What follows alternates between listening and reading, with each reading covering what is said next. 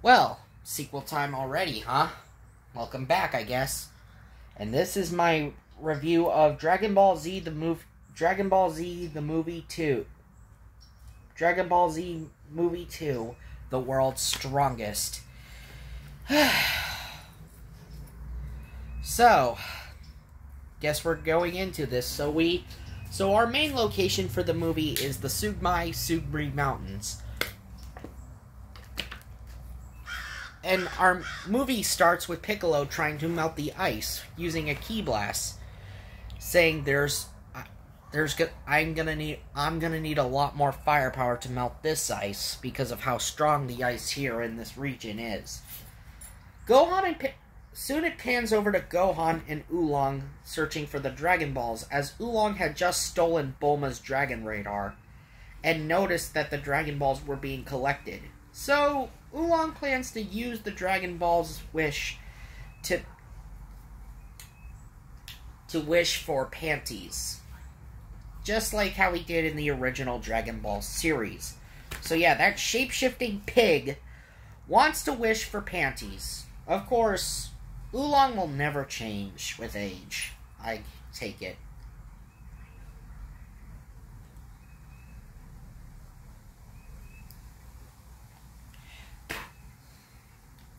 Soon we cut over to one of our main villains of the film, Dr. Chen, who has gathered all 7 of the Dragon Balls, and uses the Dragon Balls to free his mentor, Dr.wheelo, from his icy prison, so they could continue their plans for world domination.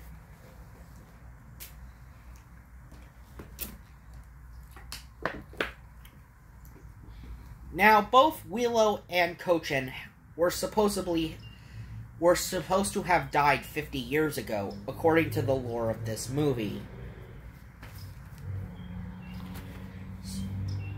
And soon we get into our opening credits, and it's the same song from the last movie, the same uncut opening that has been used for the uncut Dragon Ball Z that played.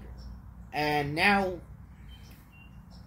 Gohan and Oolong soon happen upon Dr. Wheelo's lab, or his hideout, only to be attacked by discount Cybermen. Yes, these blackened versions of the Cybermen from the Saiyan saga.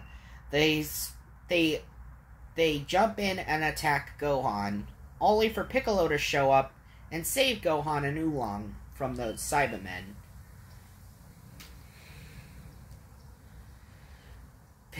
Piccolo says, "Gohan, what are you doing here?" And Oolong had just fainted after seeing the sight of Piccolo.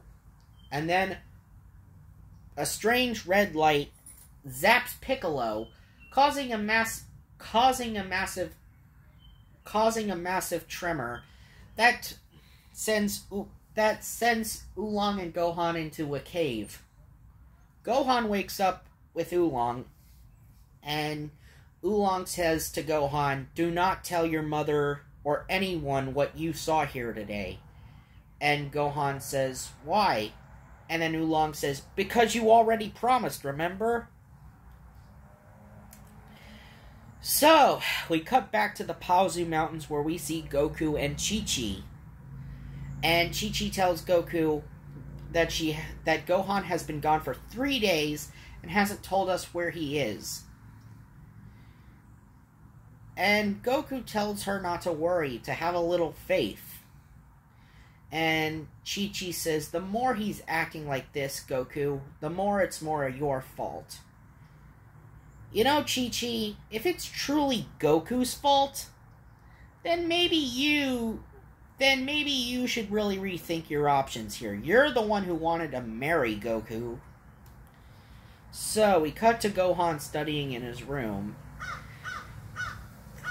And Gohan dreams about Piccolo, as well as a bunch of dancing books and pencils and stuff.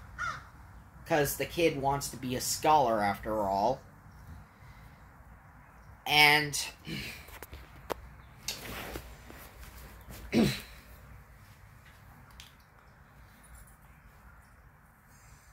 And, of course, Gohan wakes up to his mother in his room, and his mom says, Gohan, have you finished studying? And Gohan's like, no, but I'm almost done. And Chi-Chi wonders, what has happened to my boy? He's starting to become a delinquent. Really, Chi-Chi? I mean, the fact that your kid can fly, shoot ki blasts or laser beams from his hands, and is also incredibly strong, yeah, your kid's turning out to be a real delinquent in your eyes, huh? So, we cut back to Kame House, and Oolong's being punished to make dinner for breaking the dragon radar. Only for Bulma to come over and say, you are good for nothing to Oolong, since your main course has been ready for about 30 seconds, has been ready for 30 minutes now, and Oolong's main course had been burnt, causing a massive soot cloud all throughout Kame House. Smoke cloud to appear around Kame House. Well, it's not because Oolong's such a lousy cook. And Bulma's like, I guess I'm gonna order takeout. And soon, of course, the black discount Cybermen arrive at Kame House and says, we hum for the one named Master Roshi. Master Roshi says, yes, I'm here. And then, of course, the Cybermen get held off by Roshi. And then Dr. Kochen shows up on the beach, saying, well done, just what I expected from the great Master Roshi. I am Dr. Kochen. My master, Dr. Wheelo, would like to have an audience with you. And Roshi's like, well, I'm not going, until the Cybermen grab Bulma and threaten to hold Bulma hostage. And Roshi reluctantly agrees to go with Kochen. So we cut back to Oolong, who had just snuck away to tell Goku what had happened. And Goku is bathing in a barrel. Yeah, Goku is bathing in a barrel. And of course, Chi-Chi is not too pleased that she happened to find out that Gohan had been hanging around Piccolo again. Yes, Chi-Chi, Piccolo's the evil one. Yeah, you really think Piccolo's still evil after all this time? And so, Goku takes off on his flying Nimbus cloud to the Subri Mountains to go and rescue Master Roshi and Bulma. We cut over to Dr. Wheelo's lab, and Dr. Kochen sends 3 of his bio-warriors to face off with Roshi. Roshi holds his own until the bio-warriors get the upper hand on him after one of them deflects the Kamehameha with his balloon-like belly. And yes, the names of the bio-warriors are named Kishime, Mitsukasu, and Ibifuya. And Roshi got overwhelmed, and Kochen says, impossible. Master Roshi was supposed to be the best. And then Bulma interrupts him, says, well, that was 50 years ago. I know someone who's a lot stronger now, and it's Goku. Until Dr. Wheelo says, Goku. Yes, he would make a perfect host for my brain. And Bulma looks over and sees the brain in the jar that is Dr. Wheelo, as the avalanche had destroyed his body 50 years ago. And yes, Dr. Kochen had been turned into a robot, or was made into a robot, due to the avalanche that had supposedly froze them Bulma had also said, "You guys were punished just for your inhumane experiments." Soon, Goku arrived on the outside of Dr. Wheelo's hideout, and Kochen greets Goku from the intercom, says, "Welcome, Goku," and Goku says, "Where are Master Roshi and Bulma?" And Kochen says, "They are right inside. Come and get them." And Goku is then attacked by Mitsukatsu, the big yellow balloon guy who deflected Master Roshi's Kamehameha earlier. And yes, Goku backflips and slides on his head. Yes, this was reused in the Rock the Dragon opening, just like the scene of Roshi fighting the Bio Warriors was. Yes, this scene was used in the Rock the Dragon opening of Dragon Ball Z for the Dragon Ball Z Ocean dub. So, Goku is then chased inside and quickly deals with a booby trap. Goku manages to deal with the booby trap of ginormous spinning spike balls trying to hit him by blasting them away with his ki blasts, only for then Mitsukatsu to resurface and attack our Saiyan hero. Goku quickly uses the Kaioken to blow away Mitsukatsu by breaking through his big, blubbery, fat body. And Mitsukatsu is no more. Goku then is greeted by Ibifuya and Kishime, the other two Bio Warriors that defeated Master Roshi earlier on in the film.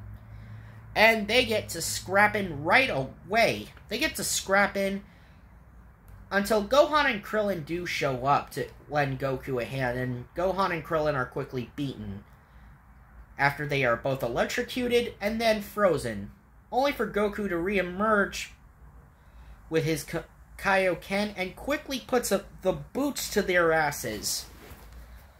Then, our Saiyan heroes happen to find Dr. Wheelo and where he has held Bulma, and Bulma is being held in this chamber, or with this device, and using this red beam, Goku is then trapped by Dr. Wheelo in an attempt to steal his body. Basically, he plans to transfer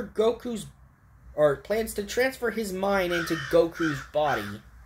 So Wheelo is this demented to steal Goku's body and use it to combine his intellect as the greatest scientist in the world with the body of the strongest fighter in the world. However, his plan goes awry, especially when Goku manages to break free, and our heroes happen to find Piccolo being brainwashed by Dr. Wheelo. And Piccolo has this yellow crown thing attached to his head that is the apparatus that is controlling his body. And Kochen is saying, "Not even the mighty Piccolo was a match for the genius of Dr. Wheelo." Soon, Gohan sees his father fight against the mind-controlled Piccolo. And as Goku and Piccolo are fighting, and yes, this is non-canon, it's still a very solid choreography in the way the fight was handled. Until Gohan sees Kochen and yells at Kochen and Wheelo and saying, "This is all your fault," and Kochen's detecting the massive, or Wheelo is detecting the massive power that Gohan is letting out. And Kochen continues to taunt Gohan, saying, "Go home and play with your toys, little boy." And Gohan yells, "It's all your fault!" And Dr. Wheelo continued to tell Kochen to stop it. And Gohan unleashes a massive surge of energy.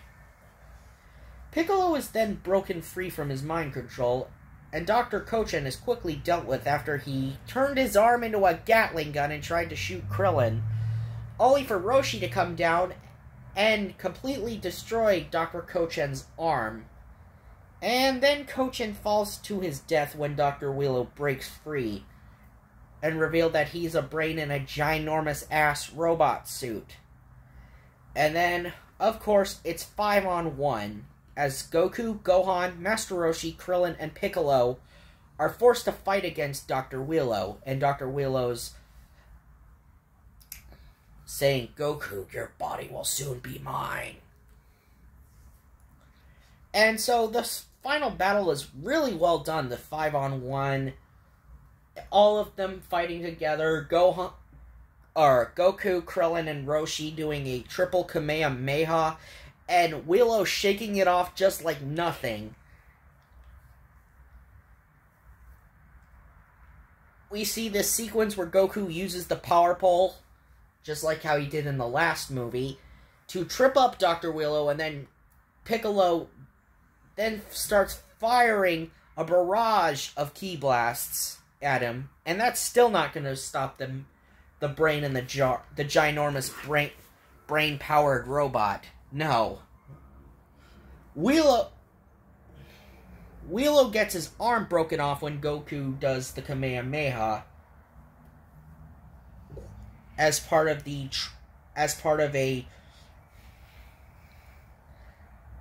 Goku used the Kaioken, I meant, not the Kamehameha, I meant the Kaioken, to knock Wheelo's arm off. And then we see a massive beam struggle between Wheelo and Goku.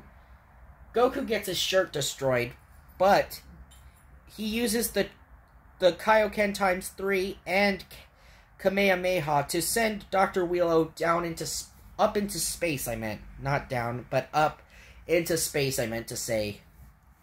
And Wheelo's like, "Damn you, Goku. I'm going to destroy this entire planet, and you along with it." So Goku begins gathering energy for the Spirit Bomb. And soon, Wheelo unleashes a massive energy blasts. However, the Spirit Bomb does not disappear while Goku is making it. But Piccolo and Gohan unleash one final attack on Dr. Wheelo. And Krillin even tries to jump in, but yeah, Krillin's like, "Can I land one good hit?" Only for Goku to then fire the Spirit Bomb, while Wheelo ends up firing a massive red laser. But the Spirit Bomb easily cuts through the giant-ass red laser that Wheelo fired. And the Spirit Bomb ends up killing Dr. Wheelo. And so, Wheelo's lab has gone up in smoke. Our heroes managed to escape, and of course, the movie ends with our heroes having a good laugh and Goku thanking Piccolo, but Piccolo says, "Don't thank me, thank Gohan." So that was Dragon Ball Z, the world's strongest. Final thoughts? Well, I gotta say it was a massive step up from Dead Zone. Although I gotta say Dead Zone was which one I would watch more. I would probably see between Dead Zone or The World's Strongest. I would say The World's Strongest is a much better movie and had a much better villain, but Dead Zone had great scenery as well. But I would say The World's Strongest would obviously be the better film to me. So yeah, there's that. Anyway, this has been your Digital Super Saiyan 3, and I'll see you guys next time for Dragon Ball Z, the Tree of Might. See ya!